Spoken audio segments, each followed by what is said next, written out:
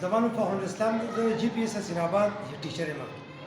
دا یو 2 کیلونې مارکا تماچې دا د وړو نه مونږ وصول کړې او دا دونه خطرناک سیز دی چې دې کې دا ماچس دې کې کیدي او هغه ماچس باقاعده دماکم کوي نری غوندې او هغه ماچس بیا داسې تقریبا 10-12 فوټ مزل کوي. نو اوس دلته یو ماشوم دا د دوکانونو راوړی، دا د دوکاندارو سره دا کیلونې دي او هغه ماشوم سترګه الله پاک بچ کړه، مخې په ولګېده، خدای پاک خیر کو. نو زه د 400 انتظامیې ته زه دا وایم چې مهرباني وکړئ دا تماچې کومو دوکاندارانو سره وي چې بالکل په دې باندې پابندي ولګوي او دا ختم کړي. دا د ماشومانو لپاره ډېر خطرناک دی ځکه چې دې باندې ماشوم ته نقصان راشي، سترګې پرې ولګي، مطلب دا چې بیا ډېر زیات نقصان دی.